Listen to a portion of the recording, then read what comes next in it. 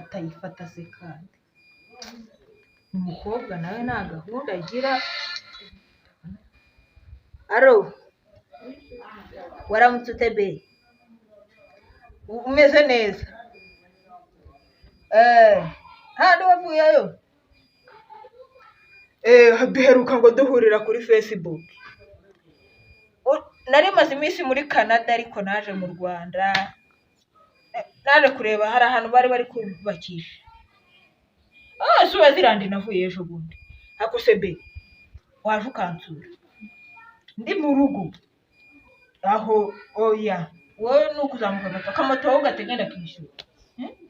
Nuko umushoferi wanjye atari hafi abari we mba muhaye. Nta kibazo. Nyuma y'iminota 5 urabageze. Sawa. Ntabwo nari gusubira mu Bushinwa tutabonanye. Sawa bebe. Mu Bushinwa? Nta numve gatuje koko. Bakobwa bari bakaka. Mbenegura no umeze nikomereza akazi managura hano. Kagatambara se ahubwo nashyize.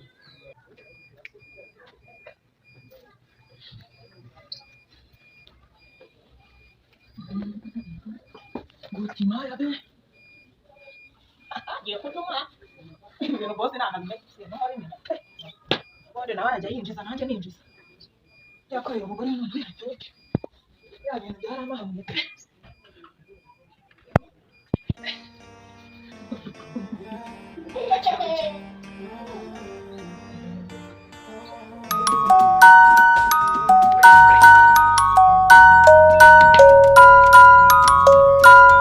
Ego, wahageze. Nanjye ari ibintu nari gukora ku mashini ariko naraje. Aba business man tuba turi kwandika. Bano reka. Reka.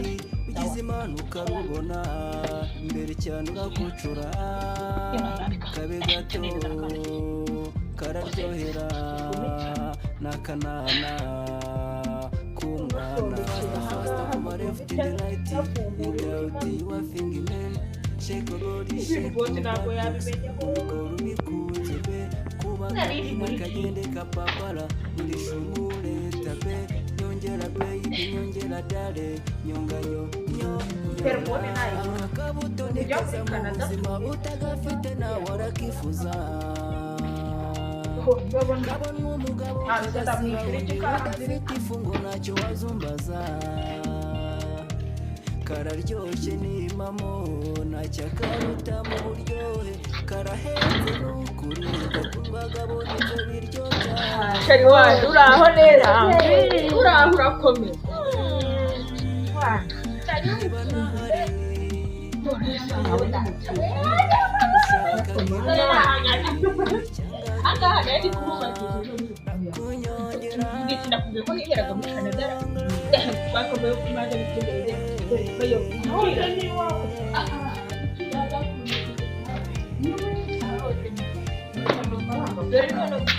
amafaranga arakora neza uburyo nawe naribuze cyane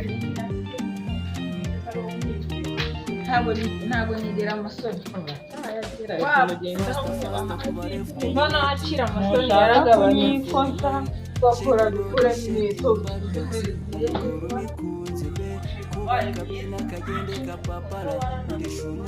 yewe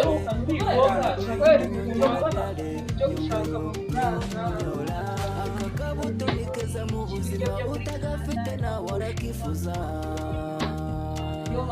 kabona umugabo kagasiba undi udafite ifungo ntacyo wazumbaza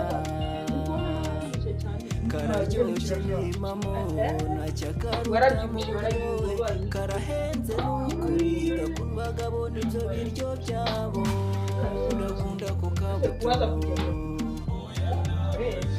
tujya mu niba nahari cyari pe uko ushaka imbere ahubwo uzagaruke wamubyishimo byagiye udakinzeho turangije nta muntu wakwinjira mu hano nta muntu ko nabonye arimo mu bipangu reka muhere wa mutari wanjye ari wo kuriya araje akagari